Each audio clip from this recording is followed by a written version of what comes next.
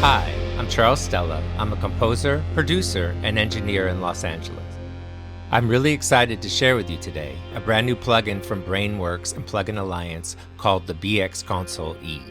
It's an authentic emulation of a classic British mixing console channel strip, but with some amazing new features that really set it apart from the crowd. It features Brainworks' patent-pending TMT technology, which allows for subtle variations across multiple channel strips, just like a real analog console. It also features both versions of the famous EQ, as well as modifications that the original never had. I prepared a demo to show you, so let's get started. Okay, so here I have my first instance of the BX Console E, and the first thing you see is that it's a really beautiful user interface. It's big and clear. It's easy to see everything. I really like that. Now, there are a lot of E-Series emulations out there. So what makes this one different? It has all the typical stuff, the filters, the compression, the expander, EQ, etc. But there are some additional modifications that never existed in real life that have been added that are extremely useful and things that we kind of come to expect now as modern engineers. And then there are also some different circuit types that existed in earlier consoles, later consoles that have kind of been brought in to sort of make your dream channel strip. So let's check out the filter section. What's different here? You have these buttons for ×3 and divide by 3. And that enables you to multiply the frequency. So if I'm at 20 hertz, I hit this, now I'm at 60 hertz cut. If I'm at 12K here, now I'm at 4K. So it greatly expands the frequency range that these controls can operate in and really gives you more creative control over your frequencies. In the compression department, you have a parallel mix control now so that you can blend your dry and compressed signal together, do parallel compression. Very cool. There's a high pass filter so that you can control how the low end information is sent into the sidechain. There's also a second release control that allows you to do some more creative things with compression. There's a link control to link and unlink the stereo instance. In the expander, you have your typical controls, but you also have this normal invert button, which allows you to actually listen to the signal that is being gated or expanded, which can be very useful. And then you also have this hysteresis control, which allows you to control off chattering when the signal is really close to the threshold level. You also can change the operating range of the gate here. Another really cool feature is the ability to switch between two different compressor types. You have the standard E compressor, and then you have the sought after G series compressor that a lot of plugins emulate, and there's a lot of hardware versions out there too. So really cool to have that as well. In the EQ section, you have your standard EQ layout, but you also have EQ type. And when I hit this, you see that these two controls here have brown knobs and now they're black. This switches between two different types of EQs, the earlier brown type and the later black type. And they're different. They can be used for different things, just more tonal options to have. As we go over here, you have your VU meter, your peak meter. Here you control the amount of noise introduced by the analog console. You have a THD control here, which works with the EQ section to bring in more harmonic distortion. It's subtle, but very cool, very cool.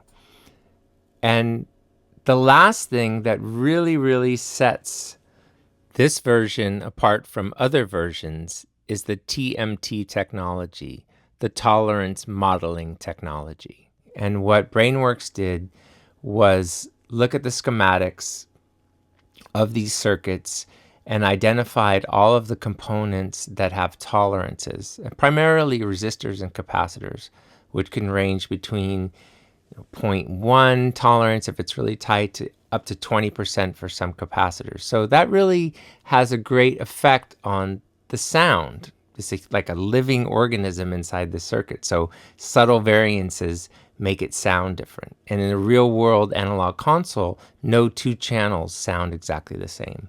So they were able to model all of these different components and then randomize them. So you can, if you want, you can randomize all the channels so that they're different. And you see these numbers here, 16 and 17. I have my stereo pair. They're different. I have this control here. I can randomize one channel or I can randomize all channels.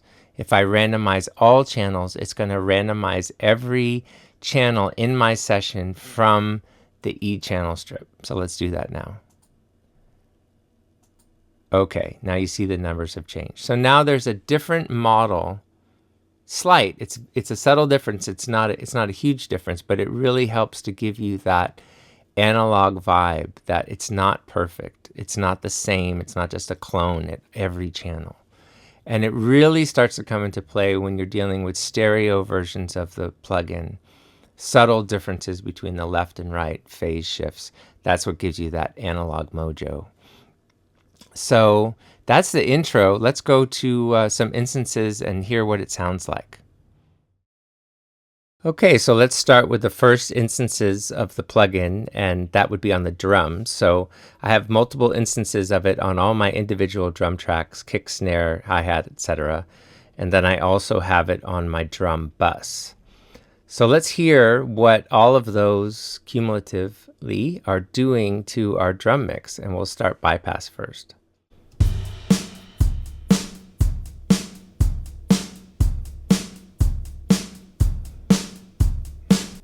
And engaged.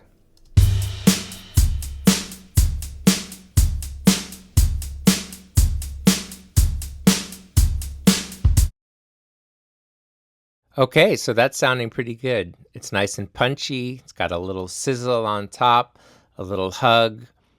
Really exactly what I was looking for. So let's take a look at the instance on the drum bus, which I have here. And I'm doing a little bit of low cut around 40 hertz. Compression, I have a pretty high ratio, but I'm also using the parallel compression, so I'm dialing it back down a bit here, bringing in some dry signal. I also have the high pass filter at about 140 hertz, so it's not reacting to the low end information as much. And I preferred the sound with the link out. And you can see here we're using the G version of the compressor. And on the EQ, I'm adding some top end, a little sort of 3K action here. And the EQ type is set to black. Preferred the sound of that. Let's take a listen to what the different EQ types sound like. So we'll start with the black EQ first.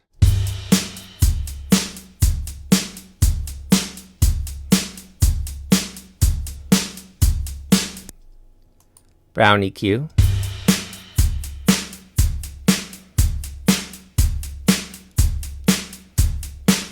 Back to black.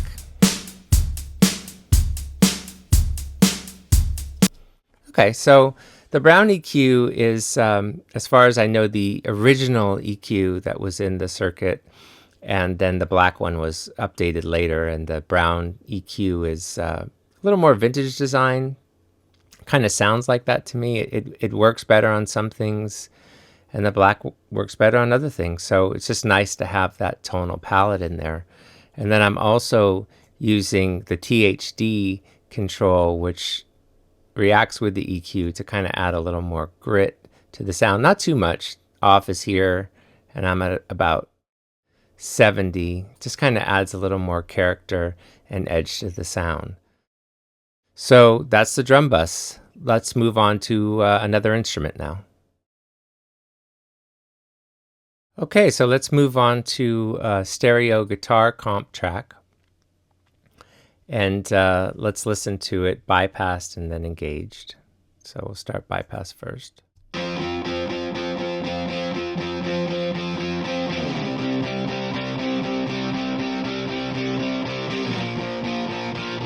Okay, and engaged.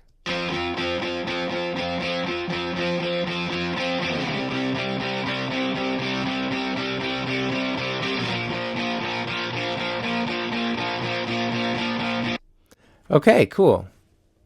So what's going on here? Well, on the high pass filter, we're about 90 hertz, also rolling off at about 8.5K here. Compressing a bit, and also decided to use link in for this one because it kind of just brought them in a little bit tighter and more controlled. On the EQ here, we are bumping up some 2K, 2.8K, so a little buzzier there. And I'm also deciding to use the Brown EQ just because I like the difference in the sound, the kind of character that it brought. And I'm also really kind of cranking up the THD screw here. So let's go ahead and listen to it and go back and forth between black and brown and also see what this THD screw thing is doing here. So here we go.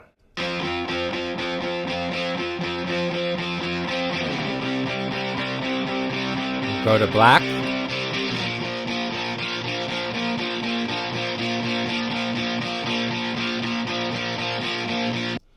Okay, so I kind of like the sort of vintage vibe that the brown EQ is bringing to the sound. The black sounds great too. It's just a really subjective sort of choice. So let's play it and mess around with the THD control a bit too.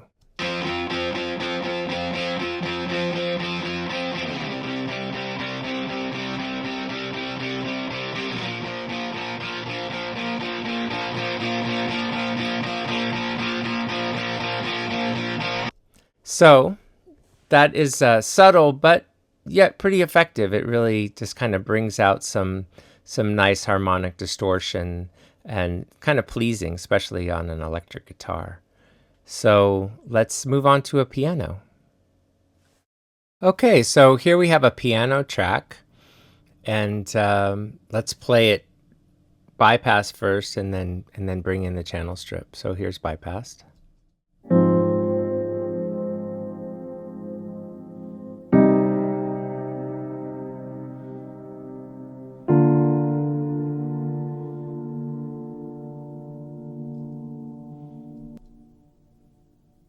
And engaged.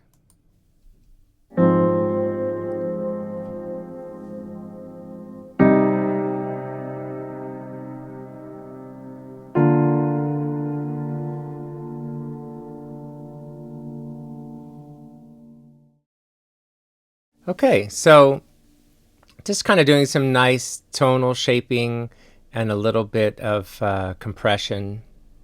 We have the high pass filter set at 115. Here, some pretty subtle compression. The signal's pretty low too, so it's not really hitting the compressor that hard. EQ, I'm adding some top end 7.3K here and also adding a fair amount of 3K just to kind of make it poke out there.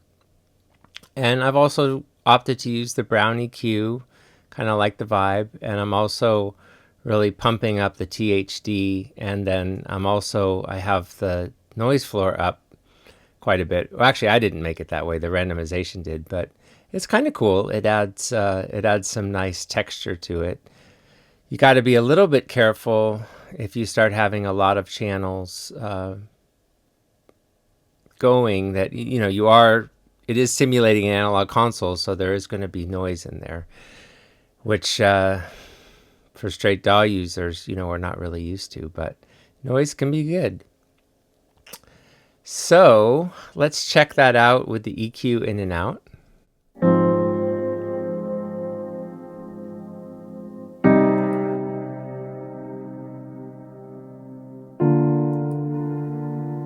And then brown versus black.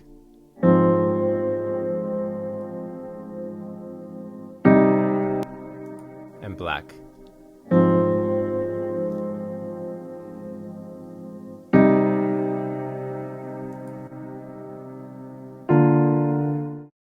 Kind of like the warmer vibe of the brown EQ. And then you can hear that noise. You can dial it back there, dial it up. It's kind of interesting. And again, the THD is really pretty pumped up, so let's check that out.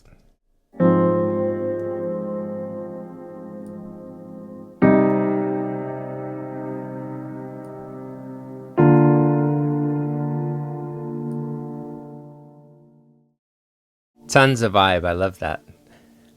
So let's move on to the stereo mix. Okay, so here we are with our final instance of the plugin, and I have it on my 2-bus master. And I just want to say that one of the things that I really love about this plugin is just how responsive it is and how easy it is to get a good sound. You grab a control, a filter, EQ, compression, you immediately hear results, and you're able to really dial in a sound that works for you quickly. And I really love that. It's very tactile. It feels like a real piece of gear. So let's check out what I have going on here. Some low cut around 30 hertz.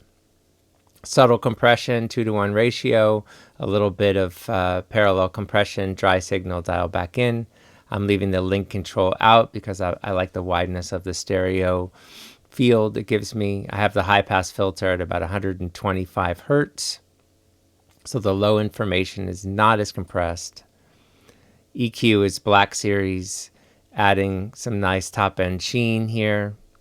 A little bit of 1.5K and a tad of 100.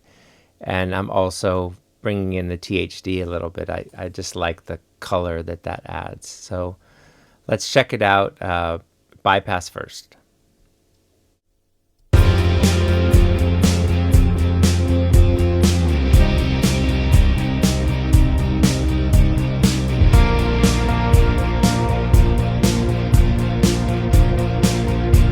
Okay, and we'll bring it in.